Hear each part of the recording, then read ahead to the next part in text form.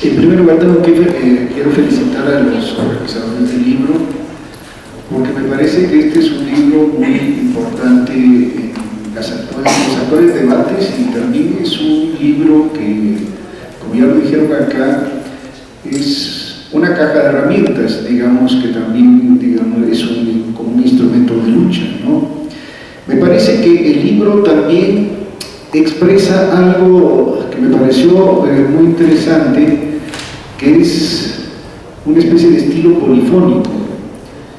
En el libro hay diversas interpretaciones sobre lo que es la autonomía, muchas de ellas en polémica, ¿sí? Muchas de ellas concuerdan, muchas de ellas, digamos, tienden, digamos, a establecer vínculos, digamos, temáticos, ¿no?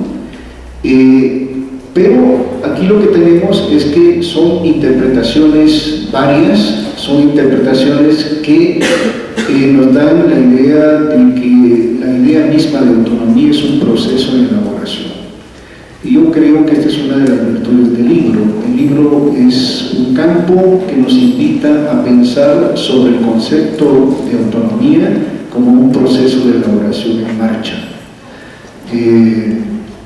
No sé si esto sería un propósito, digamos, explícito que los organizadores tuvieron, pero en todo caso así salió como un proceso de discusión en marcha. Y aquí habría que agradecerle también a los organizadores, porque a muchos nos pusieron a pensar sobre el tema de la autonomía en función precisamente de el libro, y el libro entonces se convirtió en una especie de debate y al mismo tiempo digamos, de comunicación de las distintas formas de interpretación de lo que es la autonomía. Entonces, vaya para ellos pues una felicitación por este esfuerzo colectivo. Yo solamente quiero ver algunas cosas que me parece que son temas importantes que se trabajan, ¿sí? Aquí hay muchos textos. ¿Cuántos? 14 dijiste, ¿verdad? Nos conté, son 14 textos. Es un libro de muchas páginas, de 400 páginas, ¿no? Se plantean desde la autonomía diversos temas, diversos tópicos, ¿no? Yo quisiera destacar solamente algunos, como para relevar algunos temas ligados precisamente a la discusión que se da en el libro. Uno de ellos es la autonomía como lucha, como categoría de lucha. Y no solamente como categoría de lucha, sino en gran medida, o una importante parte de los trabajos, trata de pensar la autonomía como parte de la lucha de clases. Esto yo creo que es un elemento fundamental. En este sentido, podemos ver cómo se establece un diálogo y un complemento entre los textos más abstractos, digamos, en la definición del concepto de lucha de clases, como es el texto de John Holloway sobre la crisis del trabajo abstracto, y algunas manifestaciones concretas de la autonomía, en el sentido, o algunas manifestaciones de los análisis concretos sobre casos, digamos, más específicos de autonomía, entonces, como parte precisamente del tema de la lucha contra el trabajo abstracto. Aquí aparece, pues, digamos, un tema que en el caso de Holloway es sumamente general, sumamente abstracto, pero está vinculado, digamos, a partir del tema de la autonomía con el análisis de la lucha de clases en la actualidad. Me parece que es una cuestión muy importante. Esto podría tener una serie de prolongaciones teóricas, por ejemplo, el problema del valor y la determinación de la subjetividad en el mundo moderno, o el problema también de la constitución a partir de la forma valor de la política, no solamente de la política, digamos, en el campo de la dominación, sino también cómo la forma valor ha constituido, y por forma valor estoy entendiendo las relaciones capitalistas y fundamentalmente el trabajo abstracto como relación de dominio y relación de explotación, y cómo ha constituido, pues, digamos, un determinado tipo de subjetividad a partir del cual se construyen categorías como el político, ¿sí? También se podrían ver asuntos como el tema del valor de uso y la política hoy. Yo creo que esto es una cuestión que habría que explorarla un poco más, así como lo que son los movimientos no estatales hoy. En todo caso, me parece que el tema de la lucha de clases está presente y que de alguna manera el libro trata de pensar la lucha de clases desde el eje de la autonomía. Y eso es una cuestión muy importante. Todos los textos están pensando el tema de la lucha de clases desde el eje de la autonomía. Eso me parece una de las virtudes precisamente más relevantes del libro. Yo puedo decir, después de leer la mayor parte de los textos, de que si hubiera leído estos textos antes de escribir el artículo que escribí, no lo hubiera escrito, ¿sí?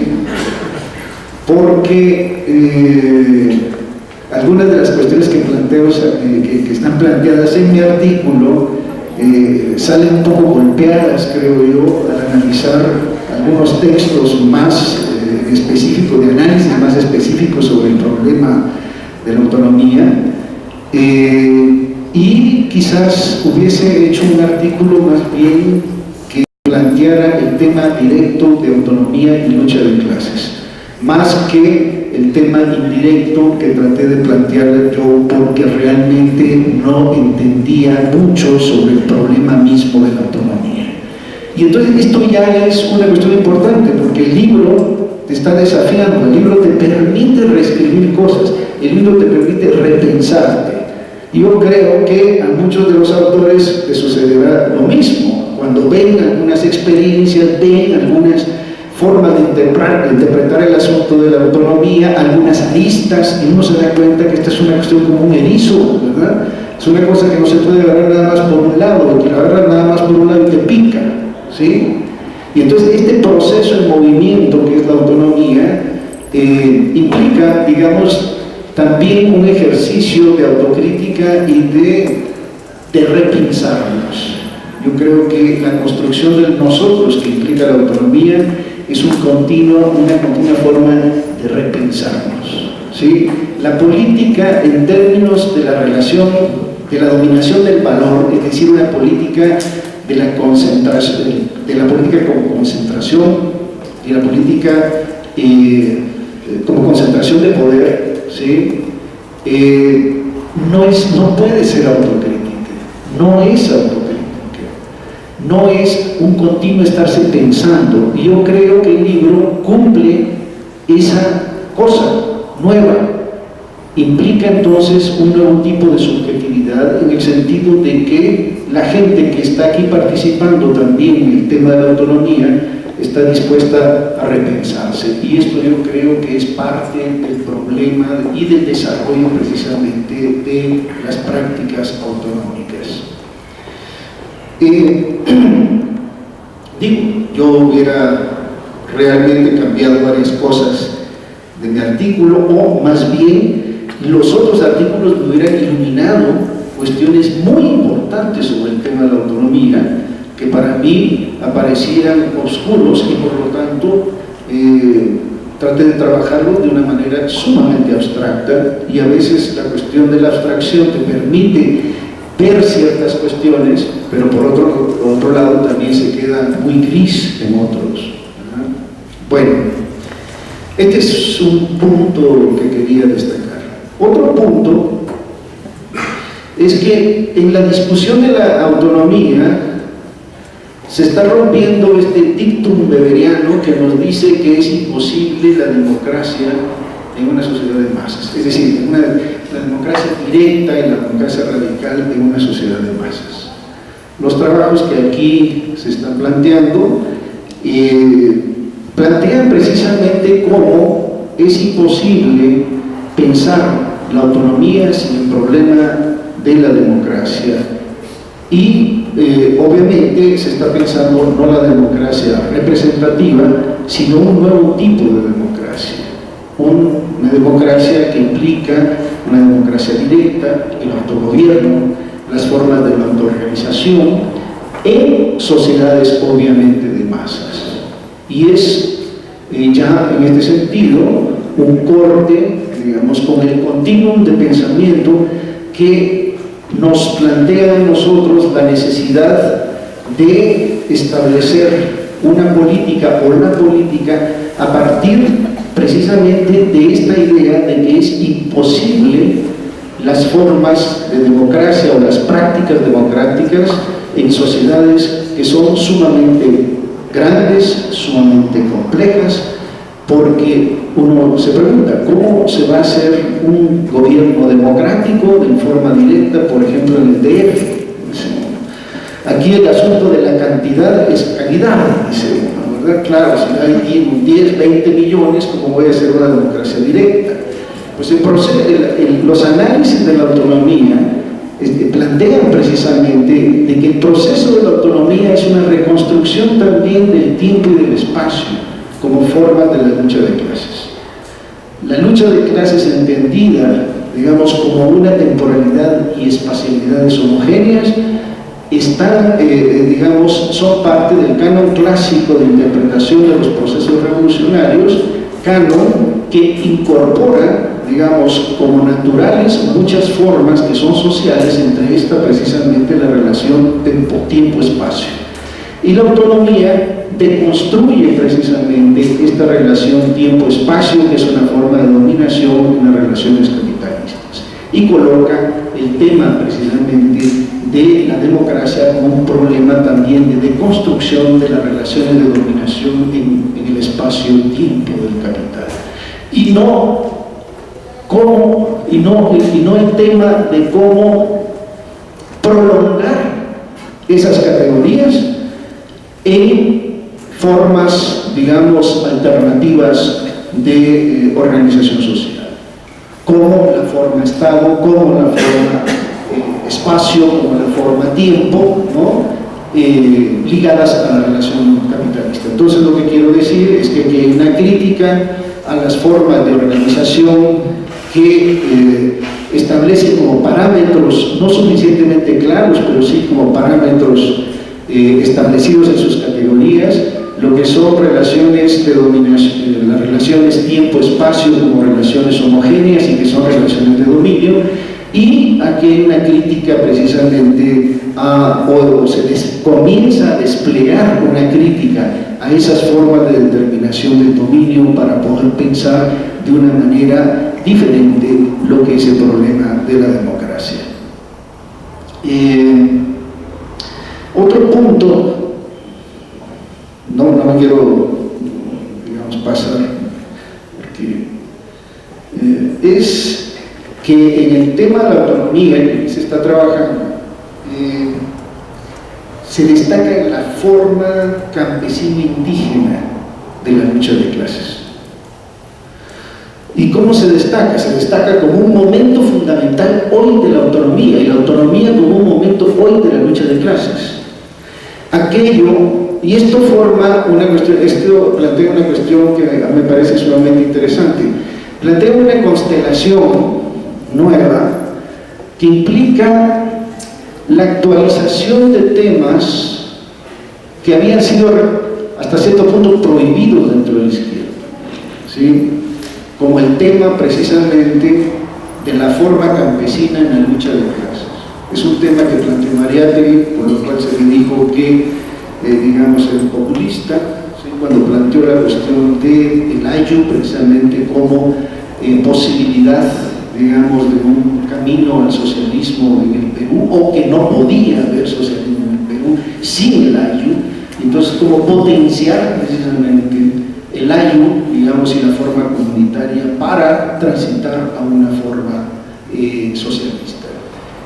Problemas que los mismos populistas rusos ya le habían planteado a Marx, son famosas, bueno, conocidas ya intercambio epistolar entre Marx, ¿verdad?, y Vera Sassulich, donde Vera Sassulich le decía que el MIR ruso tenía la posibilidad precisamente, o tenía la potencialidad para una transformación socialista, ¿sí?, y que por lo tanto la vía hacia el socialismo rusa no necesariamente implicaba la destrucción de la comunidad y la polarización entre proletarios y burgueses como la forma fundamental, digamos, clásica, digamos, para poder apuntar, digamos, hacia la forma socialista.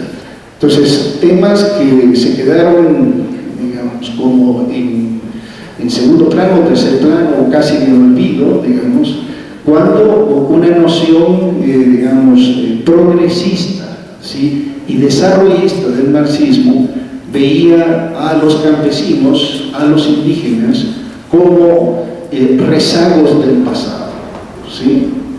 Y aquí lo que tenemos es que los campesinos y los indígenas ya son formas de futuro, es decir, son formas hoy que se enfrentan al capital y formas que anuncian la posibilidad de una sociedad futura. Y esto, digamos, es rescatado dentro de algunos de los aportes que aquí se plantean en el libro. Me parece que es una cuestión muy importante, ¿sí? El tema de la forma campesina, el tema de la forma indígena y la lucha de clases actual, ¿sí? Y por lo tanto, la cuestión de los movimientos no estatales, ¿sí? Nuestra visión, digo nuestra porque yo por mucho tiempo con muchos de nosotros compartí precisamente una noción, digamos, muy leninista, digamos, del proceso político revolucionario, de la revolución. Entonces, digamos, con esa visión, se entendía un poco de que los campesinos eran parte, digamos, de un pasado que había que superar, ¿sí?, y que había que modernizar precisamente la sociedad a imagen y semejanza de lo que era una sociedad industrial, ¿sí? Y el tema entonces era un tema, digamos, que se medía a partir de esta figura de una suerte precisamente de, ¿cómo podríamos decir?, de jerarquización de la lucha de clases, ¿sí? Había los obreros, eran como el centro precisamente de la lucha de clases, y los campesinos o la forma campesina era como, digamos, un aliado, digamos, en esta lucha, pero no era la forma que podía darle, digamos, un cierto sentido a los procesos futuros de una sociedad que se pensaba como una sociedad emancipada en términos del capital. Y me parece que este tema escondido aparece hoy de una manera abierta como uno de los ejes de la lucha de clases hoy en América Latina y, creo yo, también en gran parte del mundo, ¿sí?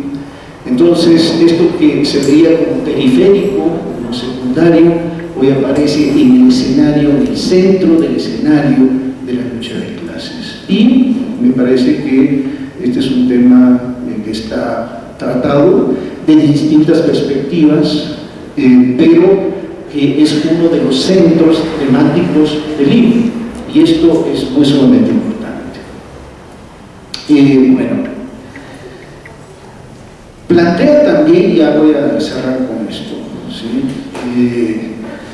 una distinción, cosa que es muy importante, entre lo que puede ser una autonomía o una política de autonomía en un espacio urbano, ¿sí?, y las políticas de autonomía o las organizaciones autonómicas en los espacios rurales, ¿sí?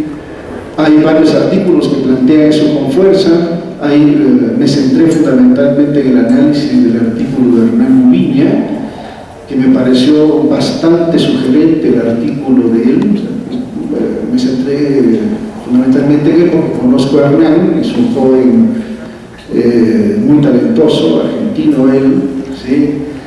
y nos presenta un análisis sobre la diferencia que él considera radical, ¿sí?, entre lo que es una política de autonomía rural, ¿sí?, una política de autonomía, digamos, ligada a la comunidad campesina y, digamos, al ámbito, digamos, de lo rural, particularmente teniendo en cuenta la experiencia zapatista y lo que es la experiencia autonómica en Argentina a partir de los piqueteros, ¿sí? Él nos dice que hay cuestiones similares, pero que sí hay cosas bastante radicalmente diferentes en lo que son las políticas de autonomía, las posibilidades de construir autonomía. Entre estas, él dice que la autonomía, digamos, en el sentido zapatista, está basada fundamentalmente en la comunidad campesina y por lo tanto lo que hace es potenciar la forma campesina y la comunidad campesina como sujeto revolucionario, pero la comunidad campesina ya tiene una forma de socialización marcadamente anticapitalista en ciertos aspectos, mientras que el tipo de subjetividad urbana no es eso, particularmente, digamos, una subjetividad urbana donde él utiliza mucho las categorías de Gramsci, donde la hegemonía, ¿sí?, es más densa en el espacio urbano y donde las categorías de progreso, las categorías en general, digamos, ligadas a una subjetividad de carácter individualista y una mediación que tiene como centro la ciudadanía, hacen que, digamos, la experiencia, digamos, en términos de ciertas formas de colectivización sean muy diferentes a las experiencias rurales. En todo caso, lo que nos está diciendo él es que si la experiencia rural implica una continuidad, porque tiene siglos a veces de existencia, la dimensión urbana implica una cosa a veces de corto plazo, y que por lo tanto la tarea de construir organización que le dé permanencia a la forma autonómica urbana es fundamental. Y yo creo que eso es muy importante en el análisis de Hernán, ¿sí? Diferenciar entre las características precisamente de las formas autonómicas de la forma campesina indígena y las formas autonómicas en la ciudad es importante precisamente porque para él implica esta cuestión de la necesidad de no fetichizar, ¿sí?, o no dogmatizar el asunto de la autonomía. ¿En qué sentido? Dice Hernán. En el sentido, uno, de que la autonomía es una forma, digamos, como espontánea nada más.